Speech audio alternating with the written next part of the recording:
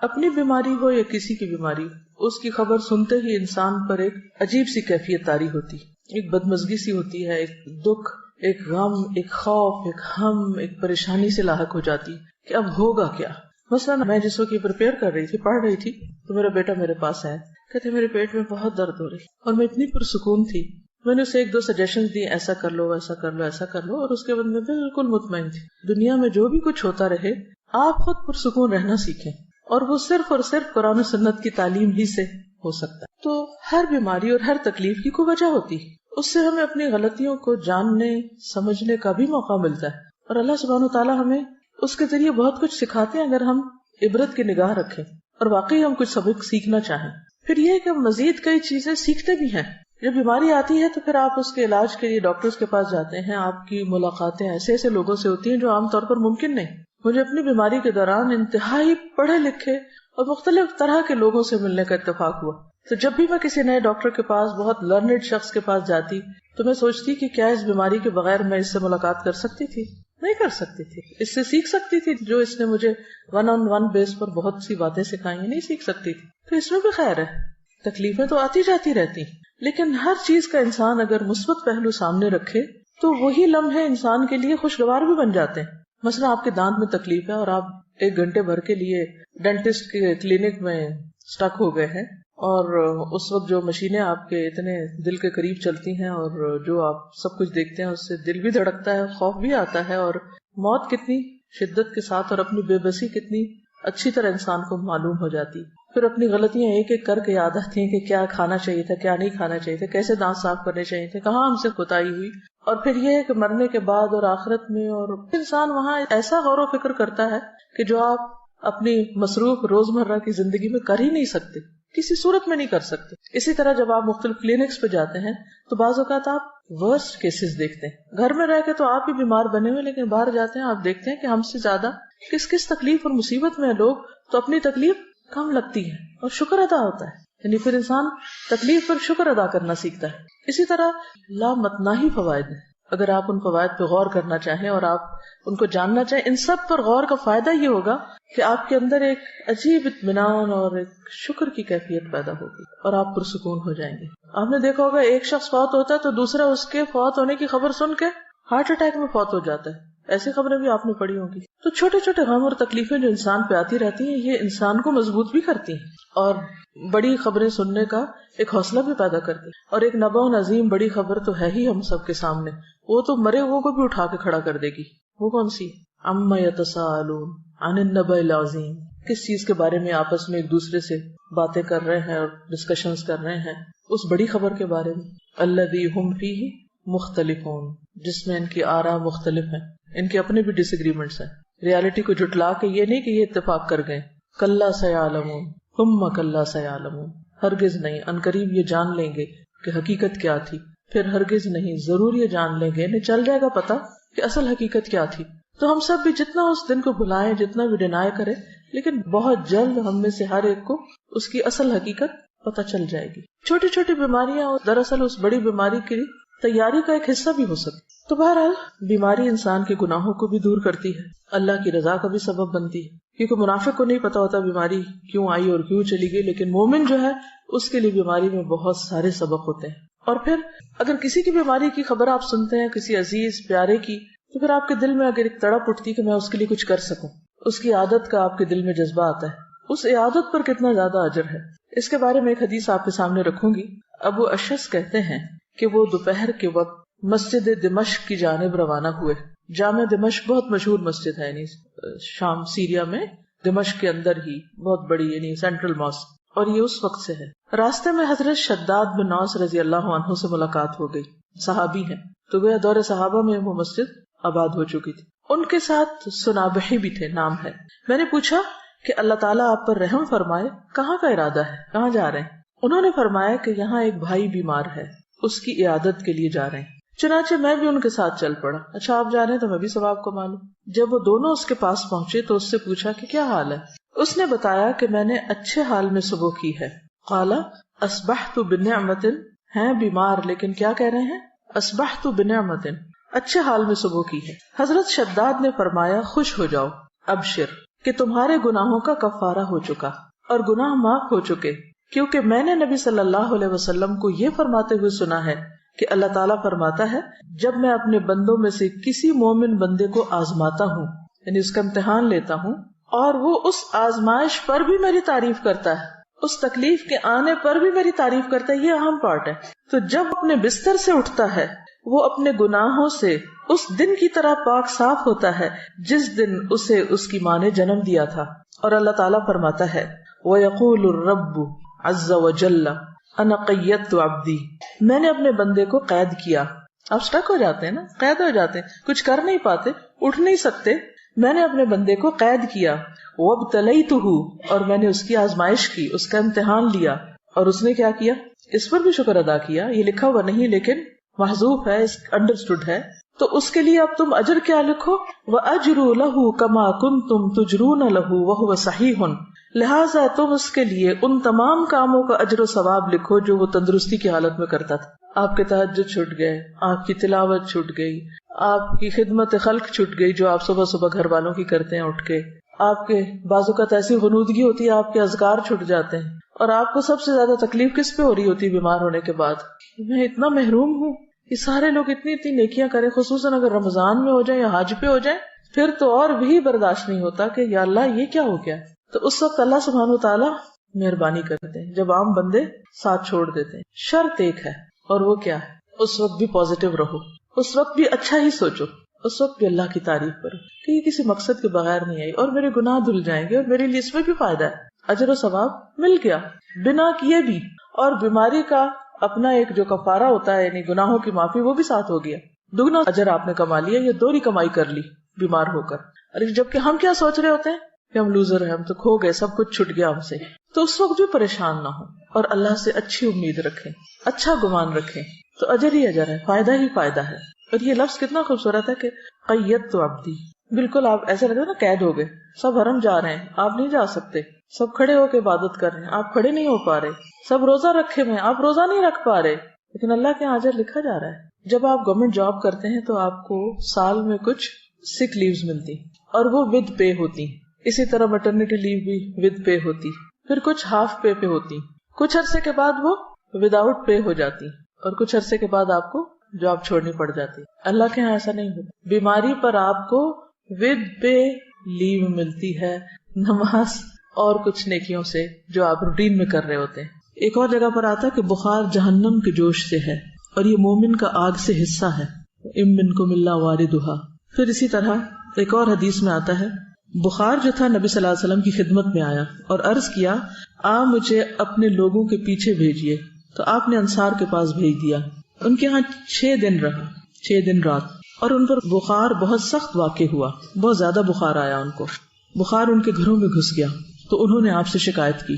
اس پر رسول اللہ صلی اللہ علیہ وسلم نے ان کے ایک ایک گھر اور ایک ایک کمرے میں جانا شروع کر دیا اور ان کے لیے عافیت کی دعا فرمائی۔ آپ صلی اللہ علیہ وسلم جب لوٹ رہے تھے تو ایک عورت آپ کے پیچھے آئی، اس نے عرض کیا، قسم اس ذات کی جس نے آپ کو حق کے ساتھ مبعوث کیا ہے، میں انصار میں سے ہوں، میرے والد بھی انصار میں سے ہیں، جیسے آپ نے انصار کے لیے دعا کی ہے میرے لیے بھی کیجیے۔ آپ نے فرمایا، کیا چاہتی؟ اگر چاہو تو میں تمہارے لیے دعا کروں کہ تم بخار سے محفوظ رہو، چاہو تو برداشت کر لو اور تمہیں جنت ملے گی۔ اس نے کہا، میں صبر کروں گی اور جنت کو خطرے میں نہ ڈالوں گی۔ تو کچھ لوگ ایسے ہوتے ہیں کہ جو بیماری کو بہت صبر کے ساتھ اور اجر کی نیت سے برداشت کر جاتے۔ اس کا مطلب نہیں کہ انسان بیماری میں دعا نہ مانگے یا کسی کو دعا کے لیے نہ کہہ سکتا ہے، لیکن یہ یاد رکھے کہ اگر جتنا عرصہ اس کے لیے بیماری ہے، یہ بیماری میں مبتلا ہے، وہ اس کے لیے اجر کا ذریعہ بن رہی ہے۔ نبی صلی اللہ علیہ وسلم نے فرمایا، خوش ہو جاؤ، مومن کے مرض کو اللہ تعالیٰ کفارہ اور اپنی رضا کا سبب بنا دیتے ہیں، اور فاجر، نافرمان، گناہگار، اس کا مرض ایسا ہے جیسے اونٹ کہ اس کے مالک نے اسے باندھ دیا اور اس کے بعد چھوڑ دیا، اسے نہیں خبر کیوں باندھا اور اسے نہیں پتا کیوں چھوڑا، بخار کیوں آیا اور کیوں گیا۔ وہ حدیث بھی یاد رکھیے کہ رسول اللہ صلی اللہ علیہ وسلم ام سائب کے ہاں تشریف لائے۔ آپ نے فرمایا، اے ام سائب، تجھے کیا ہوا، تم کانپ رہی ہو؟ جیسے ملیریا ہوتا ہے نا۔ اس نے عرض کیا، بخار ہے، اللہ اس میں برکت نہ کرے۔ آپ نے فرمایا، بخار کو برا نہ کہو، کیونکہ بخار بنی آدم کے گناہوں کو اس طرح دور کرتا ہے جس طرح بھٹی لوہے کے میل کچیل کو دور کر دیتی ہے۔ عبداللہ کہتے ہیں کہ میں رسول اللہ صلی اللہ علیہ وسلم کی خدمت میں حاضر ہوا. آپ اس وقت تیز بخار میں تھے. میں نے عرض کیا یا رسول اللہ آپ کو تیز بخار ہے؟ فرمایا ہاں مجھے تم میں سے 2 آدمیوں کے برابر بخار ہے. آپ کی بیماری عام لوگوں کے مقابلے میں دگنی ہوتی تھی کیونکہ آپ کے لیے اجر بھی زیادہ تھا. میں نے عرض کیا کہ اس سبب سے آپ کو دوہرا اجر ملے گا؟ فرمایا یہی بات ہے. جس مسلمان کو کانٹا چبھنے کی یا اس سے زیادہ کوئی تکلیف پہنچتی ہے اللہ تعالیٰ اس کے ذریعے اس کے گناہوں کو اس طرح دور کر دیتا ہے جس طرح درختوں سے پتے خزاں کے موسم میں. بخار مانگنا نہیں ہے لیکن آ جائے تو پریشان نہیں ہونا, گھبرانا نہیں, برا بلا نہیں کہنا. اور آپ کو پتا ہے کہ اس میں کئی بیماریوں سے شفا بھی ہے. جب بخار ہوتا ہے نا تو دراصل ہمارے اندر کے گندے مادے جو ہوتے ہیں وہ جل رہے ہوتے ہیں, وہ ایک کلینزنگ کا عمل ہوتا ہے. اور عام طور پر یکایک شدید قسم کی ڈوز دے کر اس کو ٹھنڈا کر دیا جاتا ہے. جو گال بلیڈر میں وہ سٹونز بنتے ہیں, ایک حکیم صاحب نے مجھے بتایا تھا کہ وہ جب بخار کے ذریعے کچھ مادے اکٹھے ہو رہے ہوتے ہیں کچھ آرگنز میں, جب ایک دم آپ ٹھنڈا کرتے ہیں تو وہی مادے سٹون بن جاتے ہیں اور پھر وہ مزید بیماریوں کا سبب بنتے ہیں. ایک اور حدیث ہے حضرت ابو سعید خدری رضی اللہ عنہ سے مروی ہے کہ ایک آدمی نے نبی صلی اللہ علیہ وسلم سے پوچھا کہ ہمیں جو بیماریاں لگتی ہیں یہ بتائیے کہ ان پر ہمارے لیے کیا ہے. نبی صلی اللہ علیہ وسلم نے فرمایا یہ بیماریاں گناہوں کا کفارہ بن جاتی ہیں. ہم سب گناہ کرتے ہیں جانے انجانے, بعض چیزوں کا تو ہمیں پتہ ہی نہیں کہ ہم غلط بھی کر رہے ہیں کیونکہ علم ہی نہیں ہوتا کہ یہ غلط ہے. کچھ عرصے بعد پتہ چلتا ہے تو توبہ استغفار شروع کرتے ہیں. یہ کیسی جہالت ہے, پتہ ہی نہیں تھا کہ یہ نہ کرنے والا کام ہے. بہرحال حضرت ابی بن کعب رضی اللہ عنہ نے عرض کیا اگرچہ بیماری چھوٹی ہی ہو, چھوٹی سی بیماری ہے کوئی, تب بھی؟ نبی صلی اللہ علیہ وسلم نے فرمایا ہاں اگرچہ ایک کانٹا ہی چبھ جائے یا اس سے بھی کم. یہ سن کر حضرت ابی بن کعب رضی اللہ عنہ نے اپنے متعلق یہ دعا کی کہ موت تک ان سے کبھی بھی بخار جدا نہ ہو. کیا دعا کی؟ کہ مجھے ہر روز بخار ہو. اور یہ کون ہے دعا کرنے والے؟ ابی بن کعب, عالم صحابی ہیں, کاتب وحی ہیں, لیکن وہ ایسا بخار ہو کہ حج اور عمرہ, جہاد فی سبیل اللہ اور فرض نماز با جماعت میں رکاوٹ نہ بنے. میرے یہ کام نہ چھوٹے, ویسے بے شک بخار چڑھا رہے. چنانچہ اس کے بعد انہیں جو شخص بھی ہاتھ لگاتا ان کا جسم تپتا ہوا ہی محسوس ہوتا حتیٰ کہ ان کا انتقال ہو گیا. وہ لوگ اپنے قول کے پکے تھے. ہم لوگ ایک وقت میں ایک بات کرتے ہیں یا اللہ ایسا ہو جائے, اور جب وہ ہو جاتا ہے تو پھر ہم سب گھبرا اٹھتے, پھر کہتے ہیں یا اللہ ایسا کیوں ہوا اور ایسا نہ ہو. تو اس لیے جو بھی دعا مانگے سوچ سمجھ کے مانگے اس چیز کو جسے آپ نبھا سکیں. لیکن عافیت کی دعا بہرحال اللہ تعالیٰ کو بہت محبوب ہے, اپنے لیے عافیت ہی مانگے. مگر عافیت مانگنے کے باوجود بھی کچھ نہ کچھ تکلیف آ ہی جاتی ہے. اصل سبق جو سیکھنے کا ہے وہ یہ کہ جب تکلیف آ جائے تو اس وقت آپ کا رویہ کیا ہونا چاہیے. بیماری میں مومن کا رویہ, اصل چیز جو کاؤنٹ کرتی ہے وہ کیا ہے کہ ہم کسی بات یا کسی موقع پر کیسے ریئیکٹ کرتے ہیں. ہم کیا کرتے ہیں؟ لِيَبْلُوَكُمْ أَيُّكُمْ أَحْسَنُ عَمَلًا. اور یہ احسن عمل صرف نماز کا خشوع نہیں دیکھا جا رہا, وہ تو اپنی جگہ ہے. یہ احسن عمل ہر عمل میں احسن, ہر عمل میں اچھا رویہ.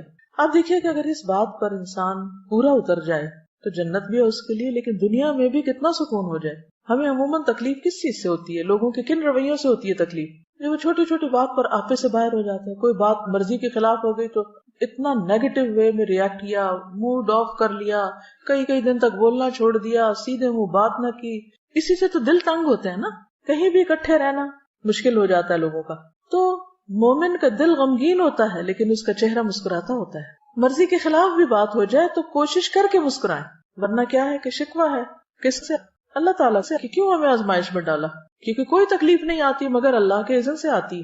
اس وقت ایک ایسے کردار کا مظاہرہ کریں کہ جو واقعی اللہ کا پسندیدہ کردار ہو, اور اس وقت بھی ڈائریکٹ آپ کا کنیکشن اپنے رب کے ساتھ ہو کہ میرے اللہ تو جانتا ہے نا کہ میں کس تکلیف سے گزر رہا ہوں, چاہے وہ جسمانی ہو یا روحانی ہو یا جذباتی ہو یا کچھ بھی ہو.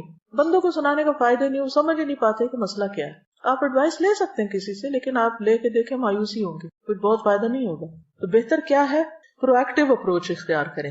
مثلاً روٹین میں جیسے اب قرآن مجید آپ پڑھ رہے ہیں اس کے ساتھ ایک تعلق ہے, آپ نے دیکھا ہوگا ہر روز جواب آتا ہے کہ نہیں, جیسے جیسے حالات گزر ہوتے ہیں ویسے ویسے آیات آ رہی ہوتی ہیں. یہ پرو ایکٹیو اپروچ ہے, مسائل سے نبٹنے کی ہے, ہدی للمتقین ہے, ہدایت ہے, گائیڈنس ہے آپ کے لیے. آپ کو روز کے مسئلوں کا حل پیش ہو رہا ہے. کوئی تک ہی نہیں بنتی کہ انسان پھر قرآن کو چھوڑ کے بیٹھ جائے. روٹین میں آپ اس کو پکڑے رکھیں. نبی صلی اللہ علیہ وسلم نے اپنے پیچھے کیا چھوڑا تھا جس کو پکڑ کے رکھنا ہے. ہم سب کے لیے بھی یہی کتاب ہے, اس کا ساتھ نہ چھوٹے. شفا ہی شفا ہے, مسائل کا حل ہی حل ہے. ایسا اعتدال آپ کی زندگی میں آئے گا, ایسی خوبصورتی آئے گی, ایسا حسن آئے گا کہ دنیا بھی پرسکون ہو جائے. کیونکہ غم اور پریشانی کا تعلق آپ کی اپنی ذات سے ہوتا ہے، وہ آپ کے اپنے اندر کا مسئلہ ہوتا ہے، باہر کا کم اندر کا زیادہ. اور دین ہمارا اسی اندر کے مسئلے، اسی بل کو نکالنے کی کوشش کرتا ہے، اور یہیں سے نکلتا ہے، کوئی نہیں نکال سکتا. اللہ سے بڑھ کے ہمیں کون سمجھتا ہے؟ ہماری نفسیات کون جانتا ہے؟ تو اللہ تعالیٰ اپنی کتاب میں ہمیں ہر چیز کے بارے میں بتاتے ہیں. پھر اس کے بعد سنت ہے، نبی صلی اللہ علیہ وسلم کی احادیث ہیں، اس سے بہت کچھ سیکھنے کو ملتا ہے. ایک اور حدیث ہے، حضرت ابو ہریرہ سے روایت ہے کہ رسول اللہ صلی اللہ علیہ وسلم نے فرمایا، اللہ تعالیٰ فرماتا ہے جب میں اپنے مومن بندے کو آزماتا ہوں اور وہ تیمارداری کرنے والوں کے سامنے میرا شکوہ نہیں کرتا، میری شکایت نہیں لگاتا، جو اس کا حال پوچھے، تو اس کو اپنی قید سے آزاد کر دیتا ہوں، بیماری سے شفا دے دیتا ہوں، اس کے پہلے گوشت کے عوض بہترین گوشت عطا کرتا ہوں، اس کے پہلے خون کے بدلے بہترین خون دیتا ہوں، اور وہ اثر نو عمل کرتا ہے. ہوتا ہے نا کہ جب بیمار ہوتا ہے انسان تو عبادات ہالٹ پہ آ جاتی ہیں، رک جاتی ہیں، ساری روٹین ڈسٹرب ہو جاتی ہے، کام چھوٹ جاتے ہیں، یوں لگتا ہے اب تو کبھی صحت ملنی کوئی نہیں، اب تو ہمیں اس کے ساتھ ہی جینا پڑے گا. لہذا نہ تو دوا کرتے ہیں، نہ ہی کوئی اور اپنا خیال کرتے ہیں، بس پھر ہر وقت ایک بسورا ہوا چہرہ اور ایک مریل شکل اور مریل چال کے ساتھ سب کو بیزار کرتے ہیں. اللہ پہ توکل کہاں گیا؟ تو یہ تو کبھی سوچے ہی نہ کہ ہم نے کبھی ریٹائر ہونا ہے. بیڈ پہ بھی پڑ گئے تو بھی کیا کرنا ہے؟ اگر دماغ کام کر رہا ہے نا، زبان کام کر رہی ہے، کان کام کر رہے ہیں، آنکھ کام کر رہی ہے، صرف اتنا حصہ کام کر رہا ہے، تب کے لیے بھی سوچ رہے. اللہ نہ کرے کہ کبھی ایسا ہو، لیکن کئی دفعہ ہو بھی جاتا ہے نا کچھ لوگوں کے ساتھ. تو بس زبان سے اللہ کا ذکر، نگاہوں سے غور و فکر، اور کانوں سے اچھی باتیں سننا، قرآن سنیں، اچھے لیکچر سنیں، کچھ بھی کریں. ہم سب یہ بھی کر سکتے ہیں کہ اپنی وصیت لکھ کے رکھ دیں، اپنے بچوں کو بتا دیں کہ خدا نخواستہ اگر مجھ پر کوئی ایسا وقت آئے تو میرے ساتھ کیا کیا جائے، کیا نہ کیا جائے. کیونکہ خدا نخواستہ زبان بند ہو جائے تو انسان کہہ بھی نہیں سکتا. ہاپکنس ویل چیئر پہ ہے، آنکھوں کے اشاروں سے میں نے سنا کہ وہ کیسی کیسی تھیریز اس نے ایجاد کی. السلام علیکم. تھوڑے سے پہلے میں نے دیکھا تھا انٹرنیٹ پہ کہ وہ جو احمد دیدات جو اسکالر تھے بہت بڑے، جن سے موٹیویٹ ہو کے ڈاکٹر ذاکر نائک جیسے ماشاءاللہ بڑے اسکالر پیدا ہوئے، تو ان کا آخری وقت جب تھا تو وہ پیرالسس کے اٹیک میں تھے، اور ان کے صرف یہ جو فیس کا حصے ہیں، آنکھیں، یہ صرف موو ہو سکتی تھی، باقی جسم کا کوئی حصہ نہیں ہو سکتا تھا. اور کتنے دن وہ ہاسپٹل کے بیڈ پہ اس طرح رہے، اور آنکھوں کے اشارے سے اپنے جو اسسٹنٹس تھے ان کو کچھ لکھوا رہے تھے اور ان کو بتا رہے تھے کہ یہ کرو یہ کرو. اور میں دیکھ رہی تھی کہ یعنی ان کی آنکھوں سے بالکل ایسا نہیں لگ رہا تھا کہ ان کے اوپر اتنی بڑی بیماری جو ہے وہ طاری ہے، اور وہ یعنی پورے سوچ اور فہم کے ساتھ ان کو وہ انسٹرکشنز. تو کبھی بھی مایوسی اور شیطان کو پاس نہ پٹکنے دیں کہ آپ کچھ کریں نہ، بس بیکاری نہیں آنے دینی اپنے پاس، حالات کچھ بھی ہوں. دیکھیں اگر انسان نیت کر لیتا تو اللہ پورا کرا دیتا ہے نا. کچھ سچویشنز کو آپ اوائڈ نہیں کر سکتے، آپ کی زندگی کے ساتھ بند گئی ہیں، آپ کی تقدیر کا حصہ ہے. تو پھر بھی دیکھا یہ جائے گا کہ آپ نے ان حالات میں رہ کے کیا کیا. ٹھیک ہے، تو بہرحال بیماری کا شکوہ نہیں کرنا، واویلا نہیں کرنا، دوسروں کو بیزار نہیں کرنا، اس کو اپنے اوپر طاری نہیں کر لینا. تو انشاءاللہ آپ دیکھیں کہ ایک تو اس کی انٹینسٹی کم ہوگی، دوسرا یہ کہ آپ کے آس پاس کے لوگ آپ کے پاس رہنا چاہیں گے، بھاگیں گے نہیں آپ سے. ورنہ ہوتا ہی ہے نا کہ جو بندہ تنگ کر مارے تو سب ادھر ادھر ہو جاتے ہیں. پھر یہ ہے کہ آپ کچھ پروڈکٹیو پازیٹیو کام میں اپنی انرجی لگائیں، کیونکہ رونے کے لیے بھی انرجی چاہیے ہوتی ہے نا، اور چیخنے کے لیے بھی، اور غصے کے لیے بھی، اور سب اوٹ پٹانگ حرکتوں کے لیے انرجی چاہیے ہوتی. جب آپ کی ساری انرجی وہاں لگ جاتی ہے تو پھر جب اچھا کام کرنے کا وقت آتا ہے پھر آپ تھک کے سو جاتے ہیں. اپنی ساری انرجی کو چینلائز کرنا ہے، پازیٹیو وے میں یوز کرنا ہے. پھر ایک اور حدیث ہے، حضرت ابو امامہ سے روایت ہے کہ نبی صلی اللہ علیہ وسلم نے فرمایا، جس بندے کو بھی بیماری سے پچھاڑ دیا گیا، پیرالائز ہو گیا کسی بھی طرح، یا پڑ گیا ہے بیڈ پہ، تو اللہ تعالیٰ اسے جب بیماری سے اٹھاتا ہے تو وہ پاک ہوتا ہے، یعنی اس کے گناہوں کا کفارہ ہو چکا ہوتا ہے. پھر آپ دیکھیے ایک اور حدیث ہے، نبی صلی اللہ علیہ وسلم جب مدینہ تشریف لے گئے تو مدینہ کی زمین جو تھی وہ وبائی زمین تھی. پورے عرب میں سب سے زیادہ وبائیں جو تھی وہ مدینہ میں ہوتی تھی، ارض الوبا تھی. جب صحابہ وہاں پر گئے تو بیمار پڑ گئے، ایک ایک کو بخار، اور حضرت ابو بکر کی حالت یہ ہو گئی تھی کہ ان کو لگتا تھا کہ جیسے بس اب وہ دنیا سے رخصت ہونے والے ہیں، اتنے شدید بیمار ہو گئے تھے وہ بھی. حضرت بلال کے بارے میں آتا ہے اور بھی صحابہ. تو نبی صلی اللہ علیہ وسلم نے اس موقع پر کیا کیا تھا؟ نبی صلی اللہ علیہ وسلم نے مدینہ کے لیے برکت کی دعا کی اور کہا کہ یہاں کے بخار کو جوفہ کی طرف لے جا، یعنی کہ غیر آباد علاقے کی طرف وہاں چلا جائے، یہاں نہ ہو. تو اس کے بعد مدینہ وباؤں سے خالی ہو گیا. عن عائشہ رضی اللہ عنہا قالت لما قدم رسول اللہ صلی اللہ علیہ وسلم المدینہ بعث ابو بکر وبلال